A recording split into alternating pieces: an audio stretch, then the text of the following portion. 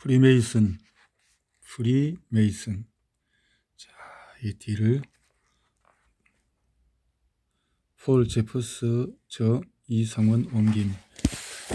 쭉 이어서 지부에서의 개인 행동에 대한 언급은 다음과 같다. 지금 지부에 대한 규칙, 규율에 대한 앤더슨의 규율에 대한 이야기가 나오고 있습니다.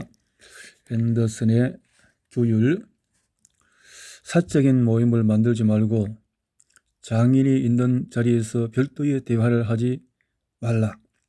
건방지거나 적절치 못한 내용을 이야기하지 말고 장인이나 감독관 혹은 다른 형제가 하는 말을 가로막지 말라. 지부가 심각하고 중요한 일을 다루고 있을 때 우스꽝스럽거나 익살맞은 행동을 하지 말라. 어떤 이유로든 점잖지 못한 언어를 사용해서는 안 된다. 장인과 감독관, 숙련공에게 마땅히 존경을 표하고 숭배하라. 불만사항이 생겨났을 때 책임이 있는 형제는 지부의 판단과 결정에 따라야 한다. 지부는 그러한 갈등을 적절하게 중재하는 존재이므로 총 지부의 문제가 탄원되지 않는 한 그렇다. 지부의 문제 해결을 요청하도록 한다. 이 문제로 인해서 주인이 맡긴 일이 방해를 받는다면 특별한 방법이 강구될 수 있다. 하지만 석공조합에 관련된 일로 법의 중재를 요청하지는 말라. 이런 결정은 꼭 필요한 경우에 한해 지부가 내리게 될 것이다. 세상 법정에, 일반 법정에 가면 또 복잡해지고 또 나름대로의 비밀스러운 것들도 이야기해야 되고 여러 가지 문제가 있을 수 있겠네요. 지부의 모임이 끝난 후의 행동은 언급은 다음과 같다. 능력에 맞춰 유쾌하게 즐기는 것은 좋다. 하지만 도를 넘지 않도록 하고 다른 형제가 원하는 것 이상으로 먹거나 마시도록 강요하지 말며 다른 일이 있어 먼저 자리를 떠야 하는 경우 붙잡지 말고 공격적인 말을 하지 말라. 이런 자유롭고 편안한 대화를 방해하고 조화를 깨뜨리며 우리의 훌륭한 목표에 위협이 될 수 있기 때문이다. 그런데요, 조직 안에서의 말에 대한 규칙이나 규율이나 함부로 대화를 하고 함부로 말하고 함부로 하게 되면 그건 조직의 문제는 결국은 깨어지는 거죠. 지부의 문 안쪽에서 그 어떤 사적인 분노나 언쟁도 일어나지 않도록 하라.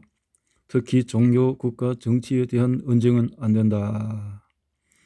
우리는 모두 프리메이슨일 뿐이며 어떤 국가, 어느 민족에도 소속될 수 있다. 다만 지부의 안정에 역행하는 정책에는 반대해야 한다. 지부 모임이 없을 때 형제를 만나는 경우의 행동은 다음과 같다. 배운 대로 예의 바르게 인사를 나누고 서로를 형제라 부르며 필요한 가르침을 서로 나누라. 서로에게 피해를 입히거나 마땅히 형제에게 보여야 할 존경을 보이지 않는 일이 없어야 한다. 모든 회원들은 형제로서 동등하지만 특히 조직에 기여한 사람이라면 마땅한 존중을 더해야 하며 무리한 행동을 삼가라. 모임이 없는 경우 외부인이 있는 자리에 형제들을 만났을 때 행동은 다음과 같다. 말과 행동을 조심하여 아무리 날카로운 외부인이라도 필요 이상의 것을 눈치채지 못하도록 하라. 때로는 화제를 돌릴 줄 알아야 한다. 우리 형제의 조직의 명예를 손상시키지 않도록 만전을 기하라. 자기 집이나 이웃 집에서의 행동은 다음과 같다. 도덕적이고 현명한 사람으로 처신하라. 가족, 친구, 이웃 등이 지부의 비밀을 알지 못하도록 특히 주의하라. 너 자신과 조직이 명예를 항상 생각하라. 또한 건강을 생각해 지부 모임이 끝난 후에 너무 늦게까지 즐기는 일이 없도록 하라. 이로써 폭음이나 폭식을 피하고 또한 가족에게 소홀하거나 부가된 일을 망치지 않도록 해야 한다.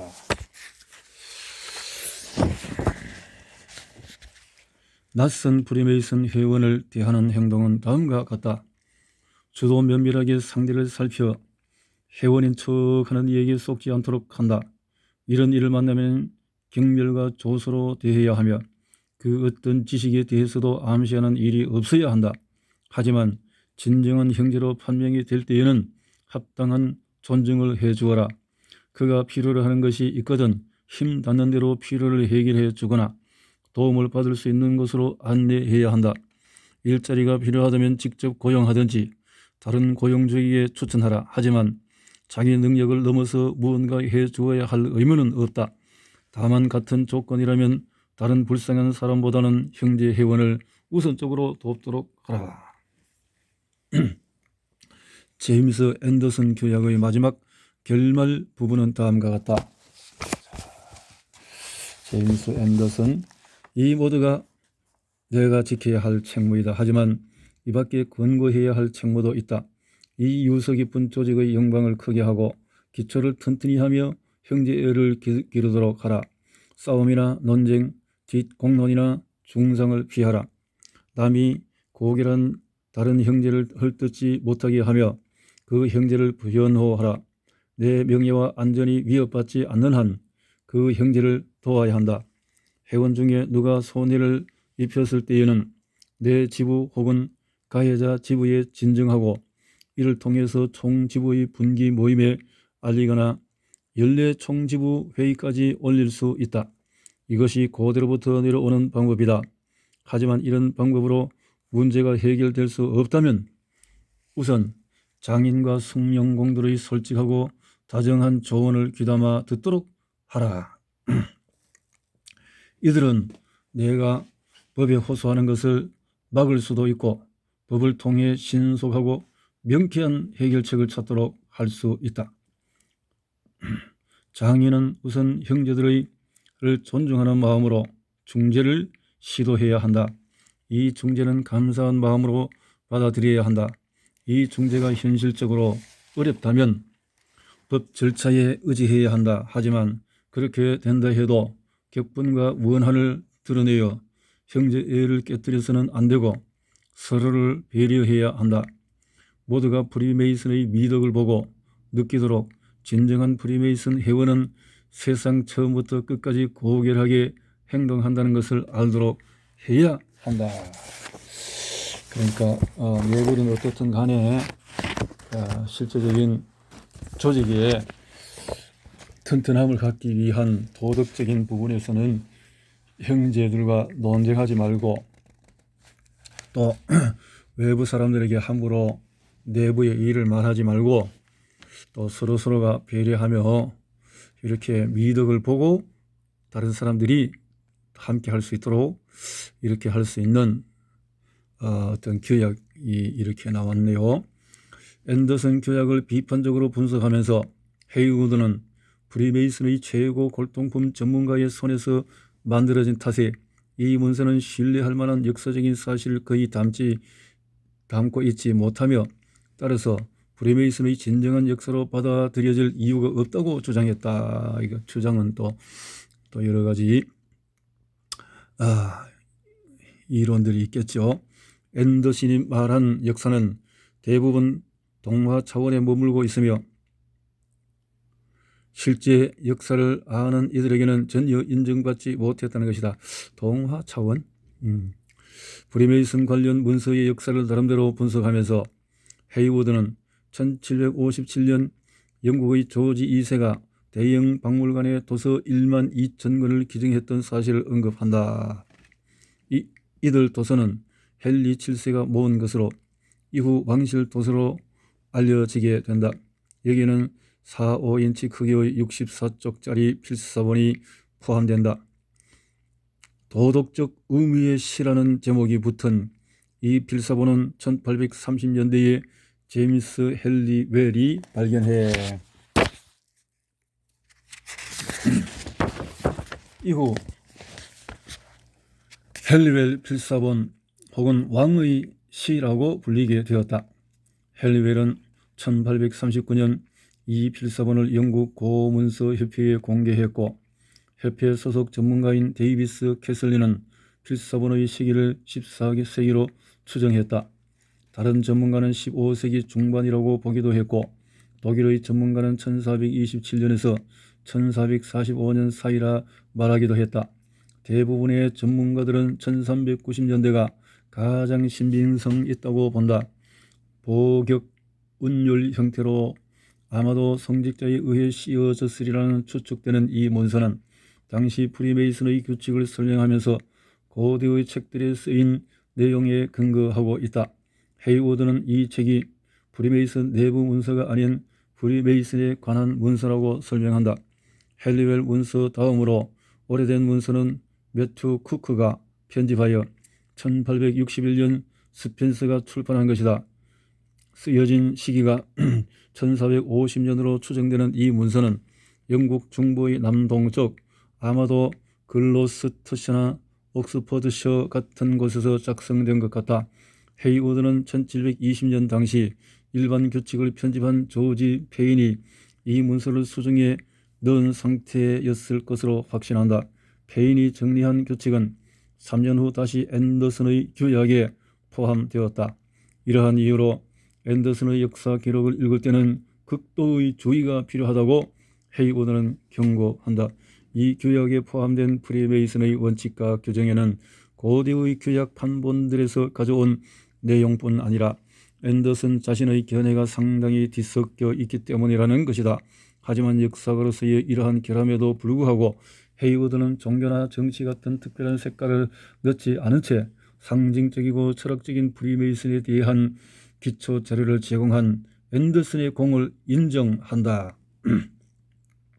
앤더슨 규약이 받아들여지고 출판되면서 의회서기였던 윌리엄 코우퍼가 총지부의 서기로 임명되어 모임 내용을 기록하게 되었다. 1730년경 영국 총지부는 그 산하에 영국과 웨일즈 소재 지부를 100개 이상 두고 있었고 마드리드와 캘커타 지부를 승인하면서 해외 진출을 시작하는 단계였다. 역사적인 이유로 아일랜드와 스코틀랜드에서는 각각 1725년과 1736년에 독자적인 총지부가 만들어졌다. 영국 총지부는 1730년에서 1740년대에 아무런 장애물 없이 발전하였고 그 모임은 신문지상에 계속 보도되었다. 언론이 프리메이슨 의식에 지대한 관심을 가졌던 것이다. 신문 잡지들은 프리메이슨의 비밀이라 여기지는 것을 공개하려고 애썼다. 대중의 인지도가 높아지면서 관심도 커졌고 귀족 지주 전문가들의 가입도 늘어났다. 1737년 최초의 왕실 회원이 탄생했다. 바로 조지 2세의 아들인 웨일즈 왕자 프레드릭 루이스였다. 총지부는 전 세계로 프리메이슨을 전파했다. 1730년대부터 유럽 서인도 제도, 인도의 지부들이 속속 생겨났다.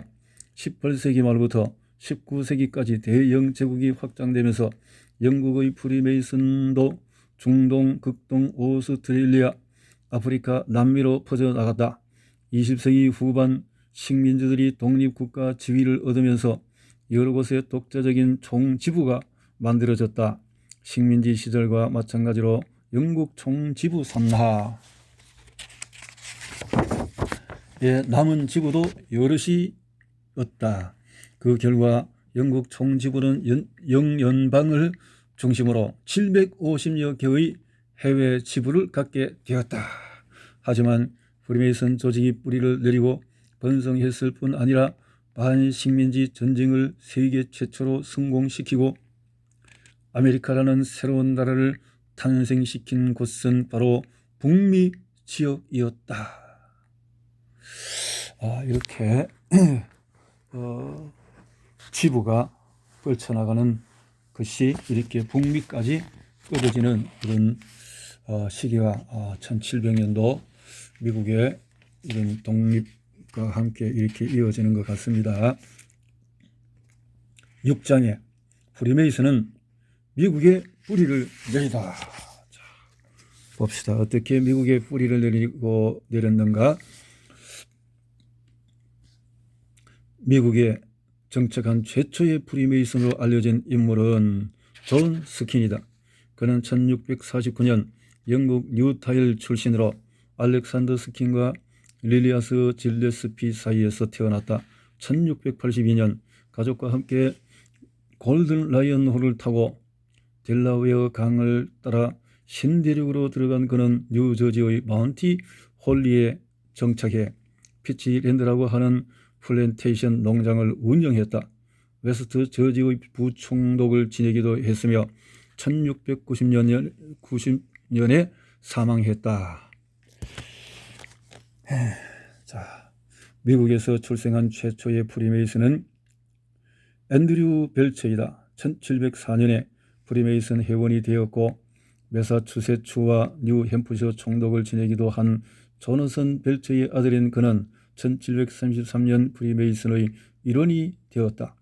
이보다 3년 앞선 1730년 6월 영국 프리메이슨의 총본부장은 뉴저지의 데니얼 콕스를 신대륙 최초의 총본부장으로 임명했다. 하지만 데니얼 콕스는 식민지에서 단체를 확대 발전시키는 데 그다지 관심이 없었다. 로버트 맥코이가 책임 편집한 프리메이슨 사전 중에 프리메이슨의 역사편에 수록된 뉴저지 항목을 보면 데니얼 콕스가 자신에게 부여된 권력을 행사했다는 증거는 전혀 없고 적극적으로 행동했다는 증거 또한 없다고 되어 있다. 더 나아가 맥코이는 미국에서 공식 기록된 최초의 프리메이슨 집회는 1786년 12월 18일 뉴브런즈윅시 집회이다라고 기록하였다. 뉴저지, 뉴욕, 펜실베니아에 세워진 프리메이슨 지부는 영국 총지부의 승인을 받지 못한 비정규 조직이었다. 영국 총지부장인 몬테규 경이 승인한 미국 최초의 지부는 매사추세츠의 보스턴에 설립되었다. 보스턴 지부의 승인을 요청한 사람은 헨리 프라이스였다. 1733년 7월 30일 포도송이라는 선술집에 모인 회원들이 보스턴 최초의 지부를 주장하며 성 요한 총지부라는 이름을 붙인 것이다. 보스턴 지부 회원 중에는 석공일에 종사하는 이가 하나도 없었다. 그러니까 이게 이제 변화 속에서 석공 조직이 다른 프리메이슨이라는 그 뜻인데 이제는 완전 뭐 정치적이거나 어떤 종교적인 색깔로 해서 어떤 비밀 결사의 단체의 어떤 색깔을 가지고 있으면서 어떤 그 프리메이슨의 원래의 의미는 다 사라져버린 그런 조직이 여기에 미국에 시작이 되어진 모습을 보게 되어지네요. 자, 이들은 프리메이슨의 지적, 철학적, 종교적 측면에 끌렸고 모임에서 느껴지는 쾌활한 사회 교류의 분위기에 매력을 느꼈던 것이다.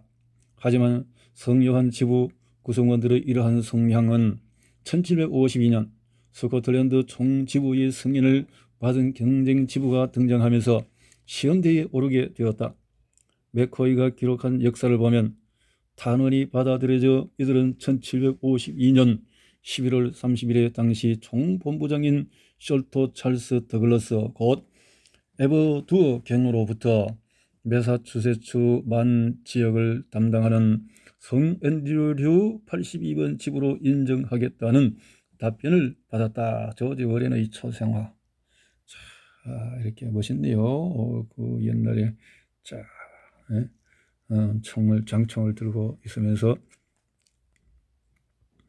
새로운 총지부장으로 뽑힌 인물은 유명한 군인인 조지프 워렌이었다.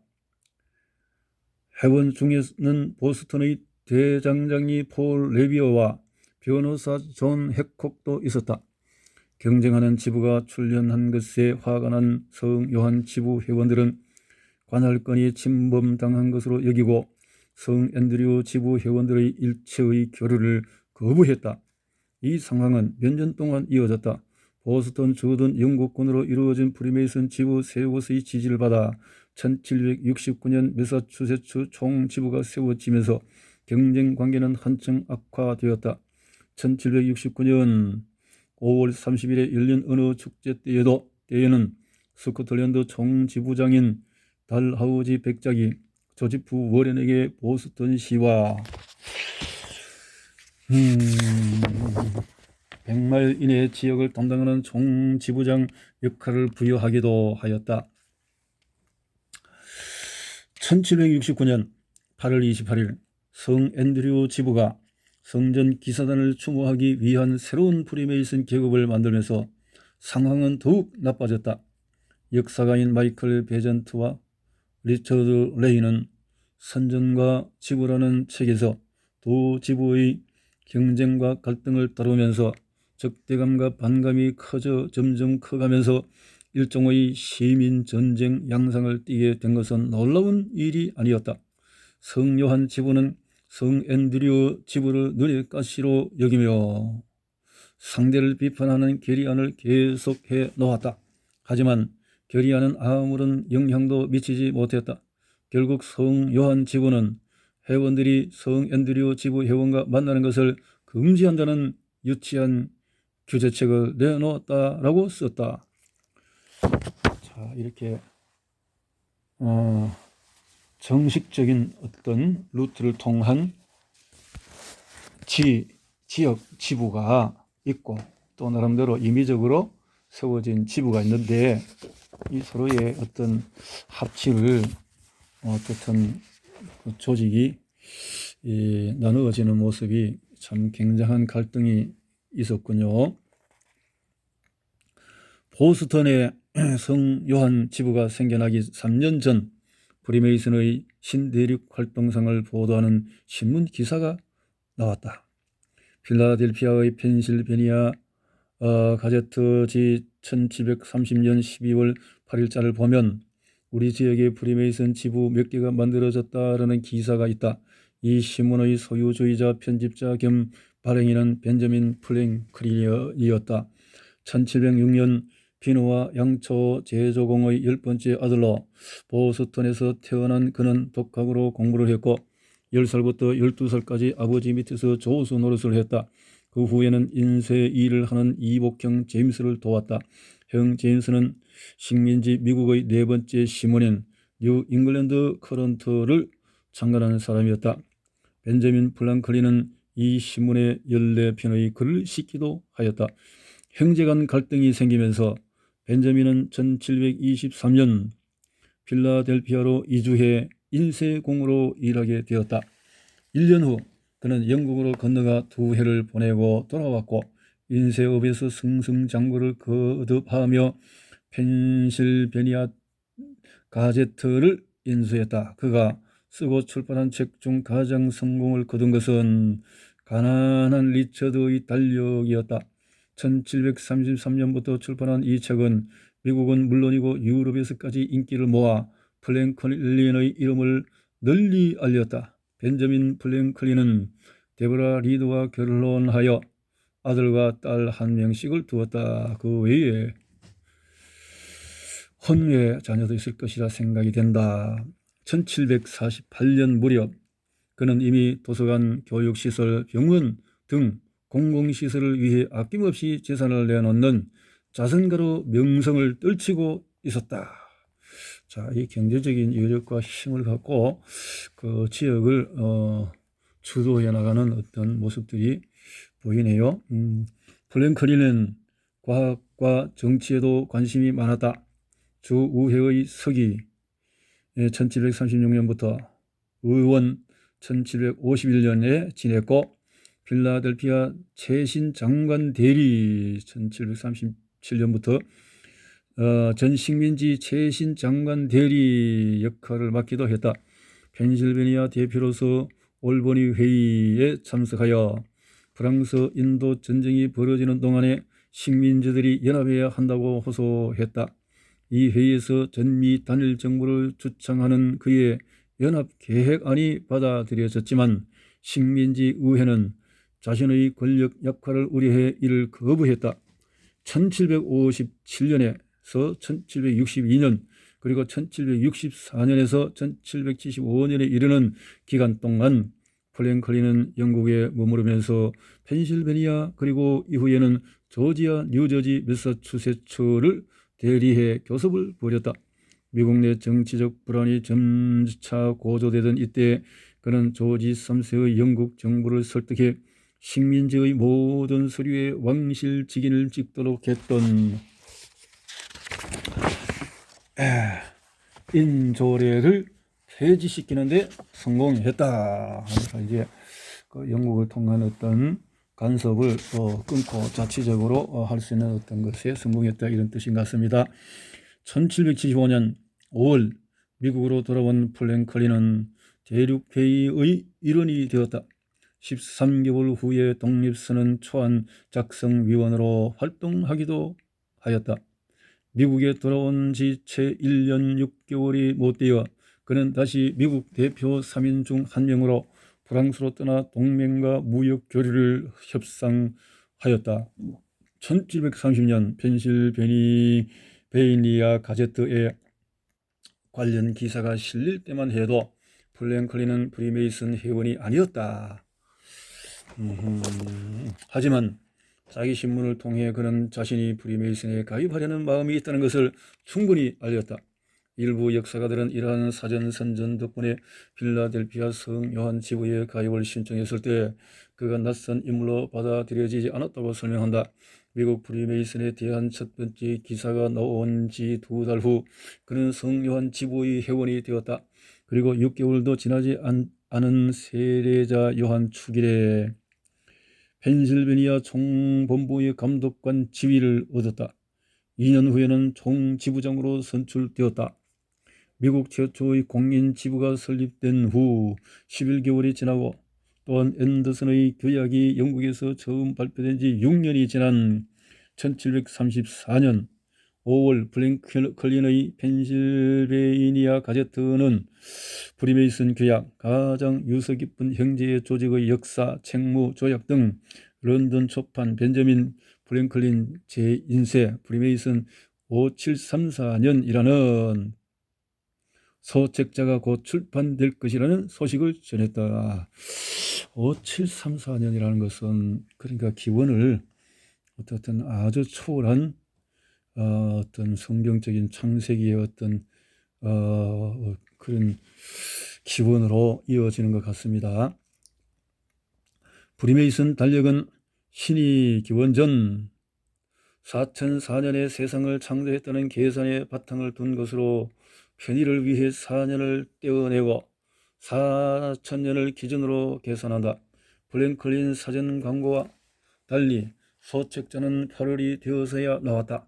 그중에 70분은 보스턴의 성 요한 집으로, 나머지는 찰스턴 집으로 보내졌다가 나중에 보스턴에 추가로 더 많은 책이 가게 되었다. 1734년 11월 28일 플랭클린은 보스턴 지부의 총지부장인 헨리 프라이스에게 답장을 썼다. 총지부장이 병에서 쾌차했음을 축하하고 건강과 지부 전체의 번영을 기원한 다음에 그는 필라델피아 지부의 법적 지위 문제를 거론했다. 프라이스의 권력이 미국 전역에 미친다는 내용의 런던발 보도를 접했다고 알리면서 플랭클린 자신의 지부가 합당한 지위를 가질 수 있도록 해달라고 부탁한 것이다. 대표 자격 혹은 면허장을 요청하면서 플랭클린은 다음과 같이 썼다. 이 요청을 들어주신다면 저희의 큰 기쁨이 될 뿐 아니라 이 지역 프리메이슨의 지위도 상당히 도움이 될 것이라 확신합니다. 심사숙고하여 저희 바람을 들어주시기를, 그리고 더 나아가 가능한 한 빨리 처리해 주시기를 부탁드립니다. 총지부장의 제1대리권 사본을 함께 보내시되 감독관들이 증인으로 지켜보는 가운데 서기가 서명한 서류였으면 합니다. 그렇게 해 주시면 본 지부는 자신의 능력에 대해서도 일한 보람에 대해서도 의심하지 않을 것입니다. 공정하고 신심 깊은 총지부장 형제께 충실하고 미천한 형제들 드림. 필라델피아 총본부 벤저민 플랭클린. 서명 1734년 11월 28일.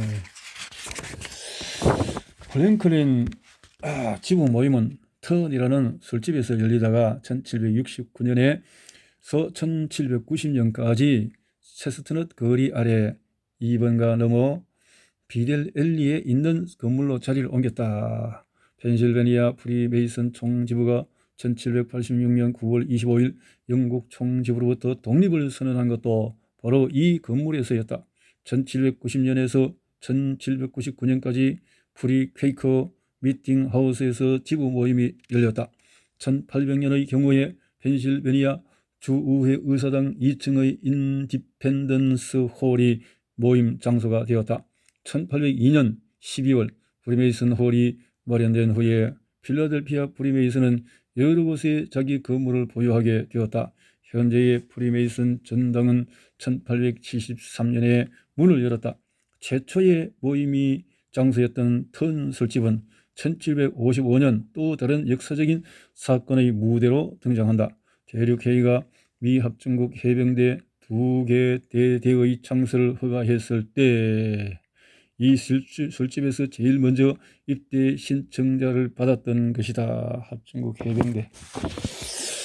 미국 헌법이 공표되고 4년이 지났을 때 플랭클린과 필라델피아 프리메이슨은 일대 사건에 휘말렸다.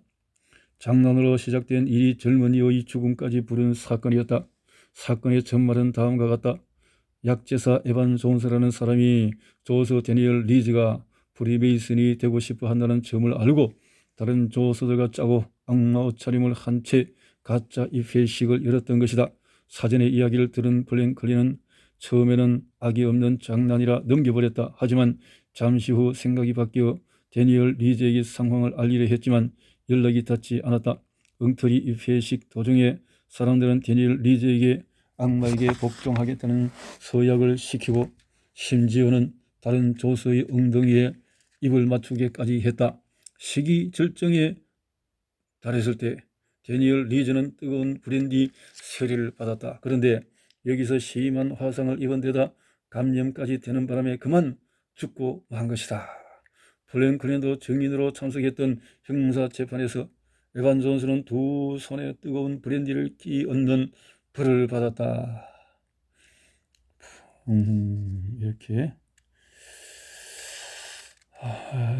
플랭클린은 에반 존스 무리가 프리메이슨이 아니라는 점을 공식 확인했지만 이 사건은 프리메이슨이 사악한 조직이라는 의혹을 부채질했다. 또한 플랭클린의 경쟁자인 윌리엄 브래드포드도 이 사건을 충분히 활용했다. 아메리카 위클리 머큐리의 편집장이었던 브래드포드는 데니얼 리즈의 죽음을 좋은 기회로 삼아 플랭클린과 프리메이슨의 관계를 공격해 대했다. 플랭클린의 어머니도 걱정을 할 정도였다. 어머니의 걱정을 누그러뜨리기 위해 플랭클린은 1738년 8월 13일 아버지에게 다음과 같은 편지를 썼다. 프리메이슨에 관해 어머니에게 지금보다 더 많은 설명을 해드릴 방법이 없습니다. 여자는 이 비밀 조직에 들어가지 못하게 되어 있기 때문입니다. 이 점에 대해서는 어머니가 불만을 가지실 이유가 충분합니다. 하지만 다른 점에 있어서는 더 많이 알게 되기까지는 판단을 유보해 주십사 부탁드립니다. 프리메이슨 회원은 다들 선량한 이들이고 종교와 교양에 어긋나는 원칙 따위는 전혀 없습니다. 프리메이슨, 자, 벤자민 플랭클린 아주 참 똑똑하게 생기셨네요. 참 지도력이 있어 보입니다. 배도 툭 나왔고 아주 배포도 있어 보입니다. 자, 이렇게 이 소문이 좋게 이미지를 갖고 프리메이슨이 펼쳐져야 되는데 이런 또 잘못된 가짜의 어떤 가입식을 통해서 여기에 한 사람이 죽게 되니까 이 소문이 일파만파 또 악영향을 끼치게 되어졌던 이런 역사가 있었다라는 데까지 보고